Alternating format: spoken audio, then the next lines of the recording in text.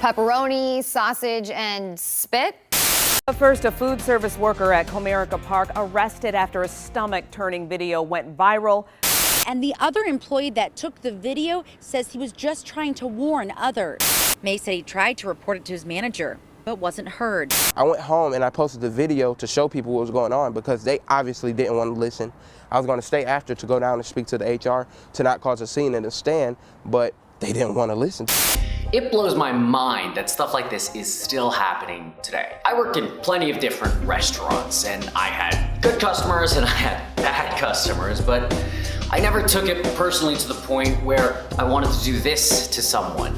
Companies like Chipotle, Starbucks, United Airlines, they've all had some sort of PR scandal happen recently. But on the complete opposite spectrum of this, there are some companies that completely kill it when it comes to taking care of their customers. I met with some folks over at Lowe's Hotels, and they do a fantastic job of taking care of people. A simple smile when people check in or check out of their rooms, that goes a really long way. So my question is, I guess, what the hell, man? What is it gonna take to have every company in the world be at that level of customer care?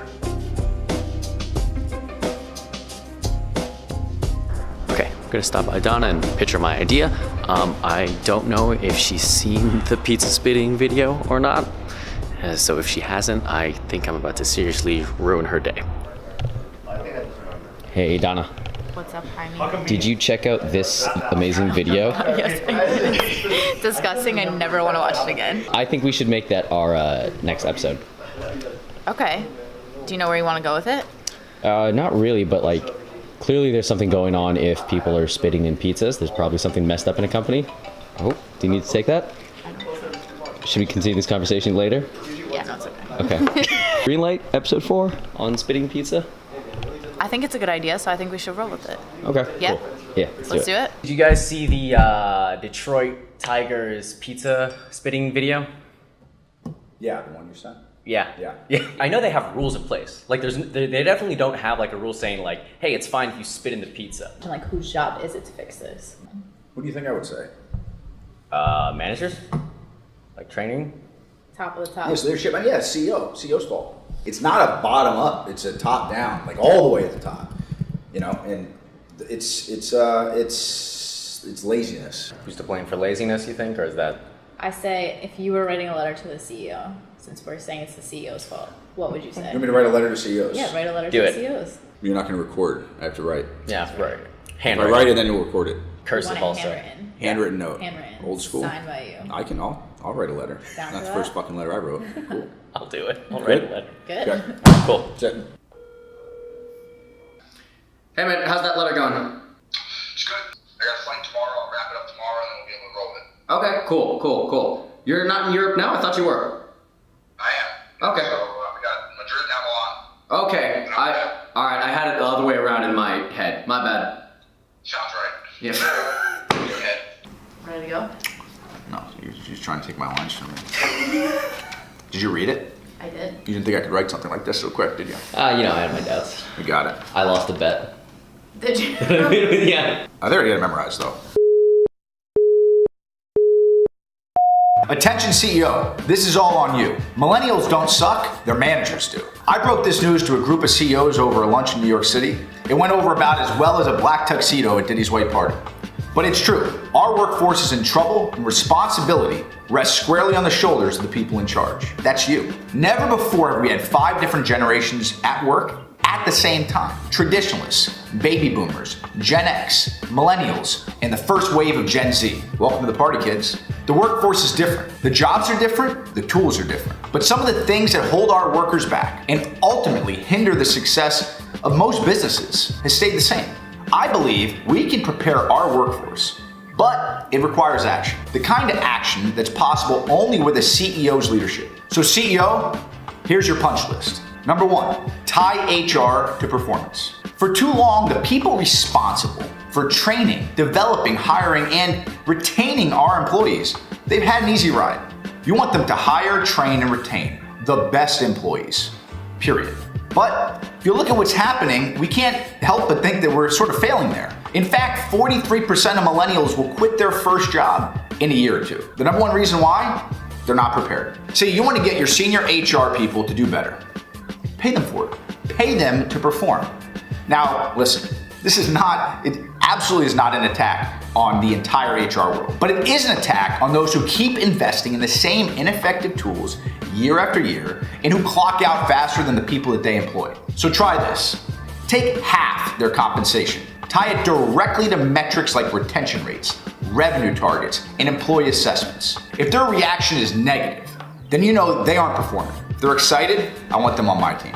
Number 2, speak up. You gotta be focused on growing your business. It's the most important thing. But see, we have too many folks in Washington and at the state and local level, and they're changing the rules pretty quickly. Everything from tax reform to labor laws. All these things impacting your business, and politicians who have never had to hit a payroll, never signed the front of a paycheck, are writing the laws. Now, I moved my company to Newark a few years ago. The first thing that I did was I knocked on the door at City Hall. I even donated our training platform to the city to help train the workforce. See, voting isn't enough in your seat. You can do more. Hold your representatives responsible.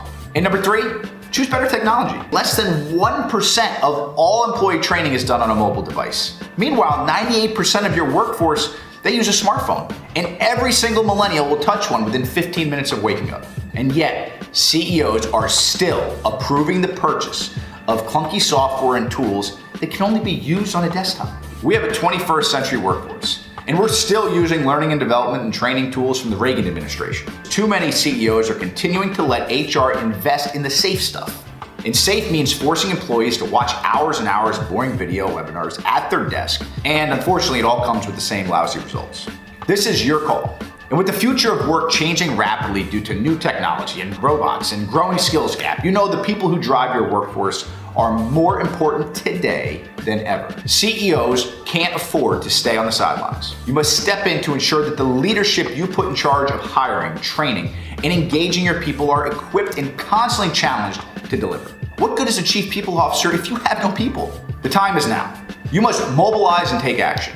And if you do, you will create a ripple effect and community that has stronger HR leaders, sharper employees, more effective tech, and a more prepared force at work.